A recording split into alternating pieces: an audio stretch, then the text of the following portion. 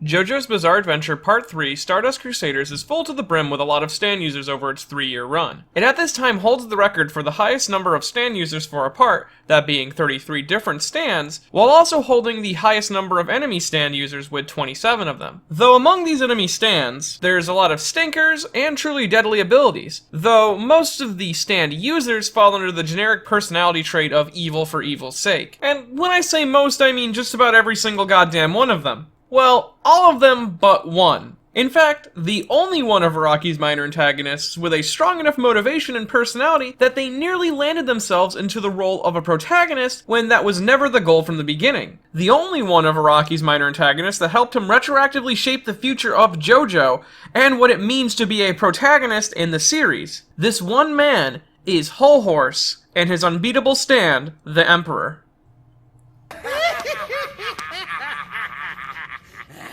I'll fucking kill you!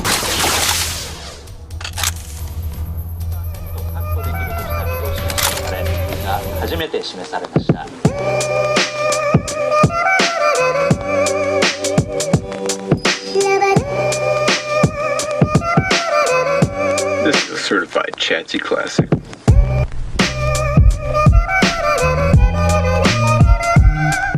Hol Horse is one of the best, if not the best, minor antagonists to ever grace the pages of JoJo, or at least the most influential one. He has his hands in helping Araki create some of the most beloved characters throughout all of JoJo, along with helping Araki lay out the groundwork for the kind of things he wants and requires for a group of protagonists. Though before we get into any of this, I feel it would be best to understand the meaning behind Hol Horse's name.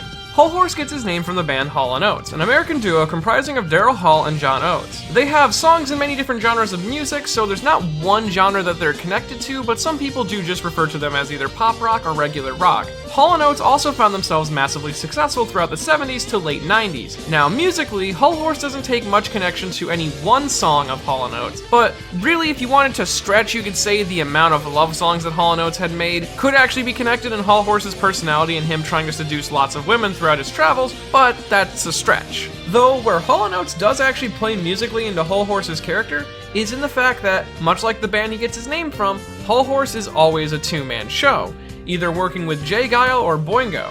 Though, there is more reasons behind these two specific team-ups with Hol Horse, but we'll get more into that when we discuss the Emperor. But we're not exactly done talking about Hol Horse yet. So, design-wise, Hol Horse is actually heavily influenced by the character Cobra from Space Adventure's Cobra, who also actually seems to be the inspiration for characters like Dante from Devil May Cry and Vash the Stampede from Trigun. He's a cocky badass space cowboy with a hidden gun and smooth moves. Cobra is also known for changing his face and wiping his memory to get away from his old life and continue exploring space. Though, I'm not even surprised that Araki actually took inspiration from Cobra, because the creator of Cobra actually wrote very similar to how Araki structures things. You see, creator Bishi Terasawa found himself writing stories based on things that he loved, be it the films in the cinema at the time or the classic manga that they enjoyed. And they just combined this into an amalgamation of whatever they wanted and ran with Cobra. And Cobra became a mega success because of it, and it even ran in Araki's magazine, Weekly Shonen Jump. So he had access to it whenever he needed to. So it's not even that big of a surprise, actually.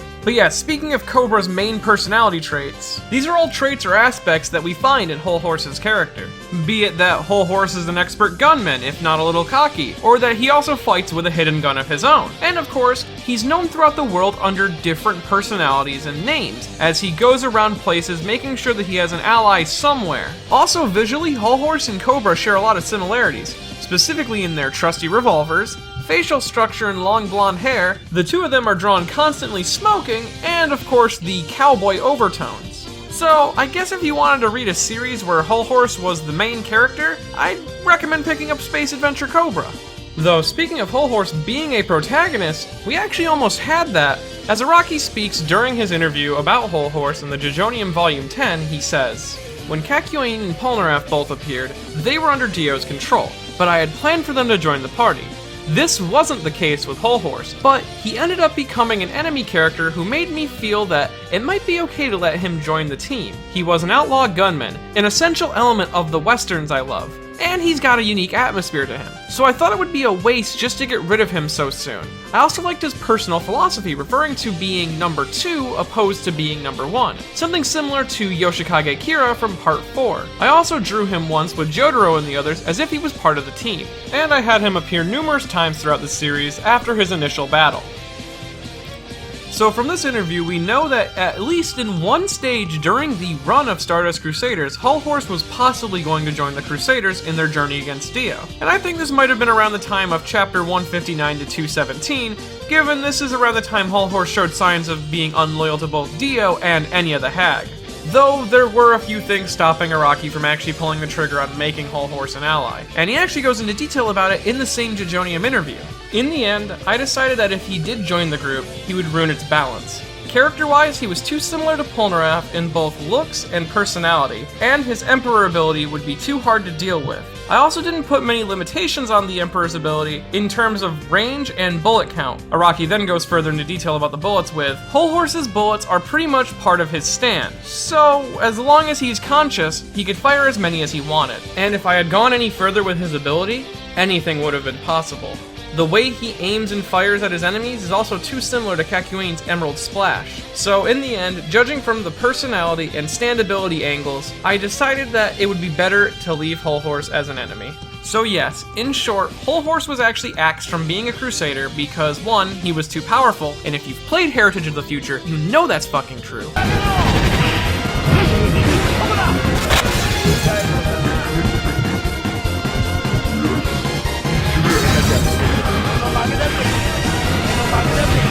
And he didn't have a role to fit inside of the Crusaders that the group didn't already fulfill themselves.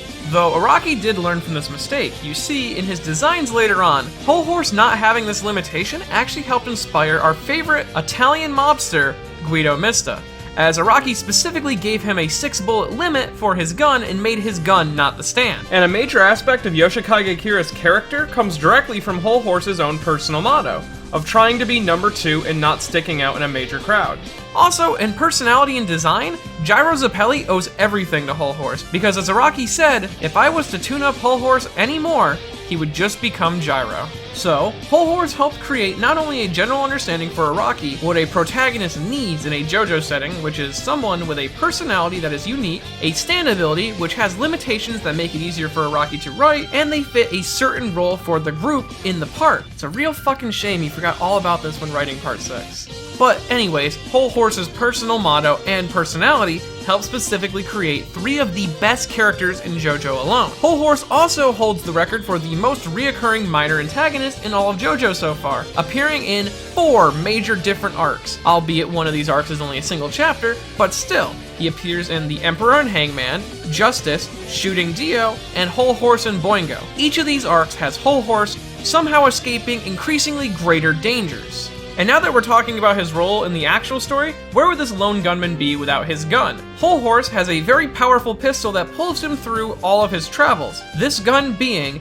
the unbeatable Emperor. Now, Emperor is a long-range tool stand shaped like a futuristic pistol, specifically Deckard's blaster from Blade Runner, which plays into Araki's movie buffness. Now, it's normally portrayed as a silver pistol, but it has an alter color of gold, which specifically appears in the OVA, but there's also multiple costume designs which have it appear as gold, which also fit Hol Horse's yellow design. Now, stats-wise, the Emperor has a B in destructive power, B in speed, B in range, C in durability, E in precision, and E in developmental potential. And now, ability-wise, Emperor doesn't actually have much to offer, but it can do 2 things. Now, the first ability of the Emperor is actually its infinite ammo.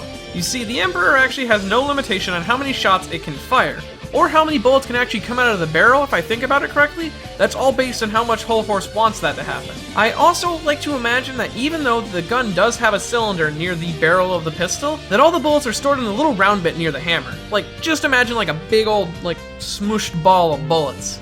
Now, as powerful as Infinite ammo is, it's not the ability that makes Emperor as powerful as it is. That actually goes to Emperor's second ability, because it's arguable if it's an ability or not, or just a genius play by Hol Horse, and that is his Telekinetic Bullets. You see, the bullets that the Emperor fires are actually part of the stand, meaning that Hol Horse is actually able to control their pattern mentally. This actually allows Hol Horse to correct his weapon's shitty precision, which is actually something I see people often complain about when they actually read Emperor's stats. You see, how can a gun that trick shots around Polnareff's silver chariot possibly have a precision of E? Well, pretty simple actually. The gun itself isn't precise. Hol Horse is constantly correcting its pattern, and the bullets fired from it appear to be such a massive caliber that it blows Hol Horse's hand back, and if you've seen Hol Horse's arm, it's the size of a fucking tree trunk. So, the gun itself is hard to control, which is actually very true about many high caliber pistols if you don't hold them correctly. But, to make up for this, Hol Horse learned to correct the bullet's pattern with his mind. So instead of just learning to hold the gun correctly, Hol Horse thought of a genius workaround for his stand, because doing things the correct way just isn't nearly as cool. Now, the most interesting aspect about the stand, Emperor, is actually the meaning behind its name, and how it plays into Hol Horse. As you see, it gets its name from the Major Arcana, the 4th tarot card, the Emperor. This card's meaning is actually very simple. It shows that your hard work, discipline, and self-control will bring you as far as you can possibly go, which means you are in charge of your life now. You're setting your own rules and your own boundaries. You are your own Emperor. And of course, these ideas fit perfectly into Hol Horse's outlaw ideals and personality. He sets his own boundaries, but his stand also allows him to rule over anyone he ever encounters, as he has his own invisible, unbreakable Emperor with him. Though this isn't where the tarot's meaning stops being relevant to Hol Horse and his partners, because you see, there's actually something very interesting about the Emperor card and its special connection with the Hangman. You see, together they're very dangerous to have, but in the story of the tarot, the Hangman is actually depicted as a man led to his death by the Emperor. You see, his legs are bent and misshapen in the shape of the number 4, which is the number depicted on the Emperor Arcana. This plays into Hol Horse, who, in teaming up with J-Guile, leads him to his death. Though guess what? It doesn't just stop here. The tarot continues to matter in Hol Horse's character. This is because there's more than just one single link between the Emperor and the Hanged Man.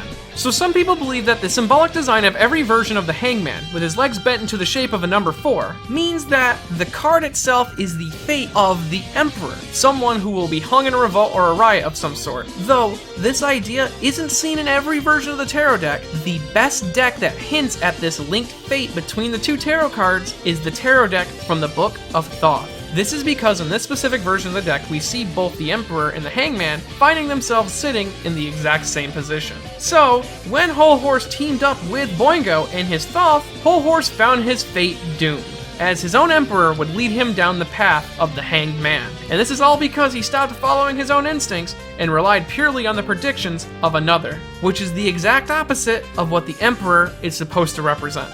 So yes, Hol Horse is one of the most influential characters in all of Araki's parts. He's a single lone gunman who helped shape the path for many great characters to come. He follows the tarot deck to a T, and of course, he's an Emperor in his own right. And if you enjoyed this video and want to help support more videos like it in the future, I have a Patreon over at patreon.com/MediNotTheBadGuy. And if you want to become an Emperor of your own life and shape the world as you see fit, well, you need to head on over to Funimation.com/show/Shimonetta, boring world, the constant dirty jokes doesn't exist, and buy yourself a copy of Shimonetta. Do it now, and do it proud.